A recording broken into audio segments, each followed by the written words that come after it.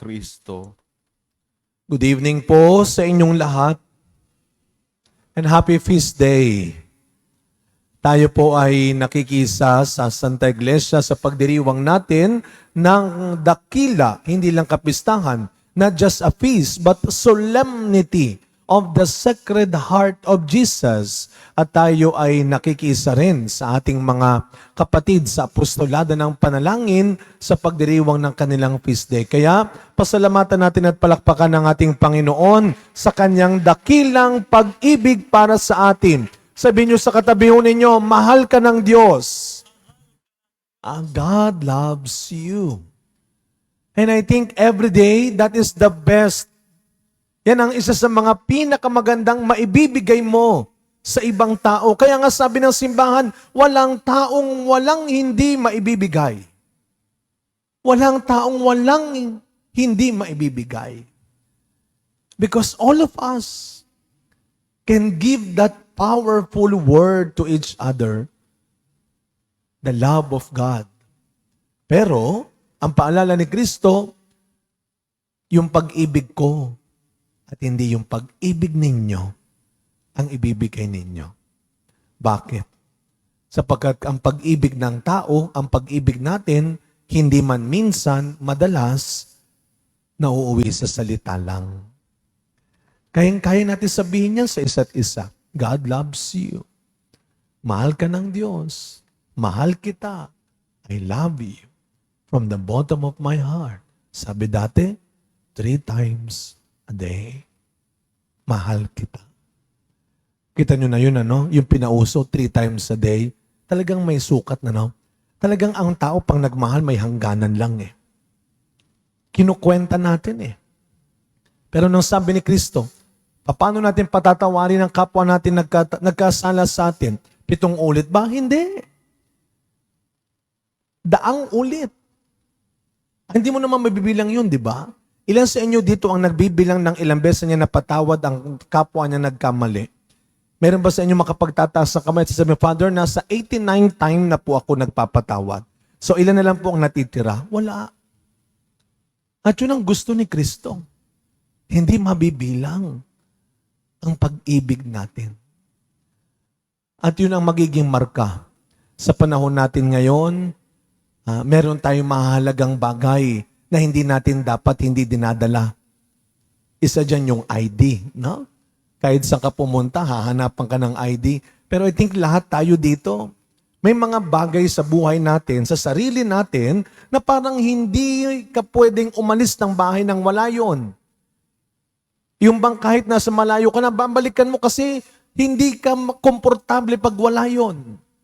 Ano-ano yung mga bagay na parang hindi ka komportable, hindi ka makakakilos ng maayos without that something? Panyo, lipstick, pamaypay, yung iba siyempre yung rosaryo. May kukwento ako sa inyo dito. Naku, tatawa na naman ito ng malakas, no? Si Nanay Lumen, binigyan ako ng ointment. Galing sa, anong pangalan nun? Galing doon ng Switzerland. Wow, Olbas. Ayan, Olbas. Binigyan niya ako. Kasi masakit, madalas sumasakit ang ulo ko. Ako po may sinusitis kasi, no? Kaya madalas sumakit ang aking ulo. Lagi mong dadalhin yan. Minsan nakita niya ako. Sabi ko, sakit-sakit ng ulo ko. Did you bring your Olbas? Sabi niya. Ay, naku, hindi. Sabi ko sa'yo, dadalhin mo lagi. Hindi. Meron pang mas mahalaga dyan sa Olbas mo, ang hindi ako pwedeng umalis nang wala ito, bukod sa rosaryo. Ano yon? Yung suklay ko, sabi ko. Hindi ako pwedeng umalis nang wala itong suklay ko. Kahit ito'y iilang piraso na lang, ba mahalaga ho ito? So may mga bagay talaga sa sarili natin na kapag nawala sa atin, parang hindi tayo komportable. Parang hirap tayo, parang kulang ang araw natin. At sa araw na ito may pinapaalala si Kristo. Huwag na huwag kang lalabas ng bahay nang hindi nagdadala ng pag-ibig. Never ever leave your room, your house, without bringing love in you. Bakit? Sabi ng ikalawang pagbasa, Pag iniwan mo ang pag-ibig sa bahay, pag iniwan mo ang pag-ibig sa kwarto, pag iniwan mo ang pag-ibig sa simbahan, ibig sabihin, sa simbahan ka lang mukhang mapagmahal, paglabas mo ka ng tigre. Pag iniwan mo ang pag-ibig, para mo ring iniwan ang Diyos. Dahil ang Diyos ay pag-ibig. Kaya napakagandang paliwanag, napakasimple. Anong sabi ni Kristo? Hindi mo naman kinakailangan maging matalino at marunong. Yung mga simpleng bagay, yan ang simpleng hinahanap ng Diyos sa atin. Huwag natin gawing komplikado ang mga bagay-bagay sa buhay. Yung mga simpleng bagay lang na ginagawa natin napakalaki. Komplikado. Pag umarap naman tayo sa Diyos, isa lang ang hahanapin niya yung ID natin. And what is that ID? Love. Sa tingin mo, anytime matapos ang buhay mo, kung dito mangyari yung 7.8 na lindol,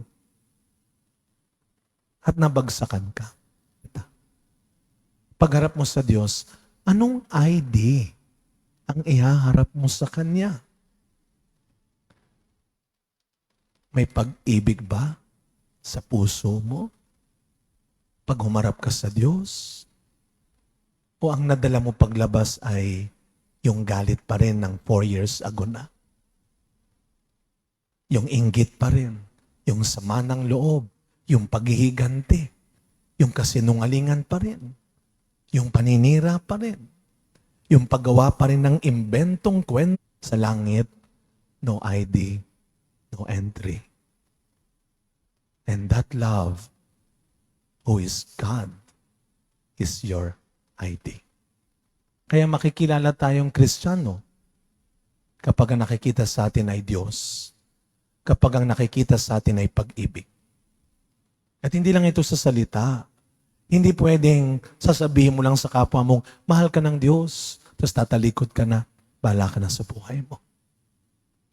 Ano man ang ginawa natin, lalo na sa pinakamaliit, ay ginawa natin sa Kanya. Kaya sa pagkapatuloy na misa natin, mga kapatid, itong araw na ito, hindi tinapat ng Valentine's Day. Kahit ito'y tungkol sa puso. Sapagkat pag sinabing Valentine's Day, inimbento ng tao. Pero ang kapistahan, ang dakilang kapistahan ng kamahal-mahal ng puso ni Jesus ay isang banal, sagrado, makalangit, makadiyos na bagay.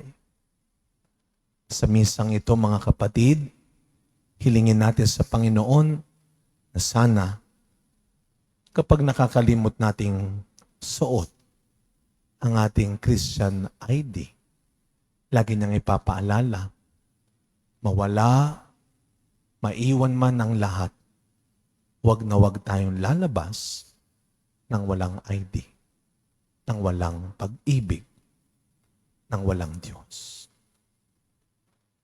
Amen. Tumayo po.